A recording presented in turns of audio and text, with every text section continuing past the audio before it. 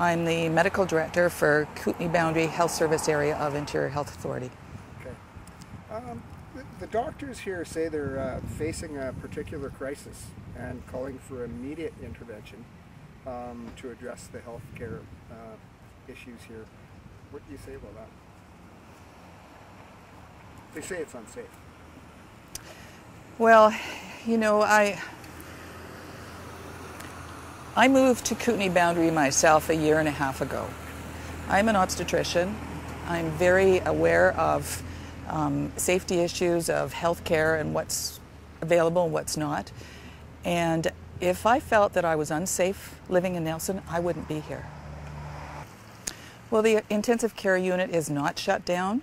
There are periods of time, or a few days per month over the last short while, where there has not been an internal medicine specialist available for patients requiring that type of ICU care. Those are the kinds of patients that can be stabilized locally and transferred to places where there is internal medicine care. Surgery in Nelson, you know, I think one thing that everyone needs to understand is it is only possible to put resources for the entire Kootenay Boundary. We have to look after the entire population. We look at each individual community and see what its needs are, and then we look at that in the context of the entire region, because that's what our mandate is, to provide care for. And at the moment we have a fully functional surgical service at Trail. It is an outstanding service, and there has never been a gap in coverage in surgery there.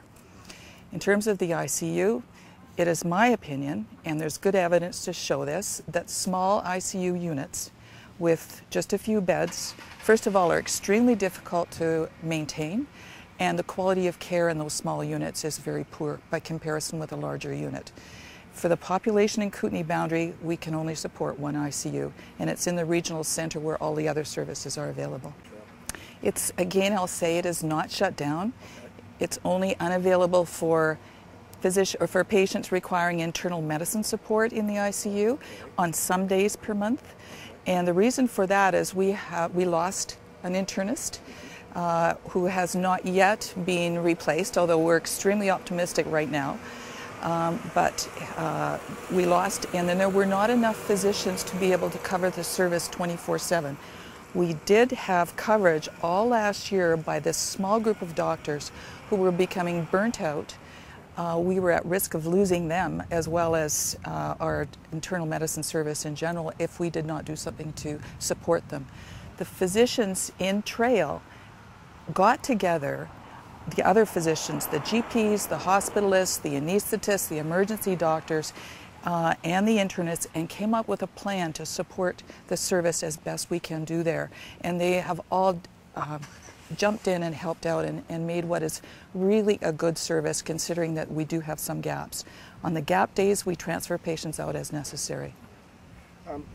They are saying that a patient required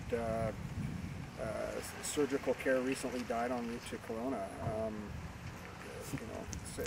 which is several hundred kilometers away. There's been one patient that died en route, or that died recently, who required surgery, and that was a patient requiring the kind of surgery that is only provided in tertiary centers throughout the province. It is not provided in Trail or anywhere else in this region. The only place you can get that surgery is in a tertiary center. And in addition to that, it was the type of condition that has an extremely high mortality rate anyway. So it had nothing to do with the current situation in Kootenay Boundary. You know, some of the doctors are considering employment options elsewhere, and one said that, you know, he would move if the situation here didn't improve. Obviously, the doctors are concerned. How are you concerned about losing doctors? Well, our doctors at Kootenay Lake Hospital are wonderful. They're outstanding physicians. It would be very sad to lose any of them, But all of us who move into rural areas need to understand that there are limitations of what services are provided in rural areas, and we decide whether we are comfortable working under those conditions or not and make our own decisions. I would hate to see any of them go. On the other hand, if that's what they feel they have to do, then we will recruit to replace them. And Nelson is a very attractive community.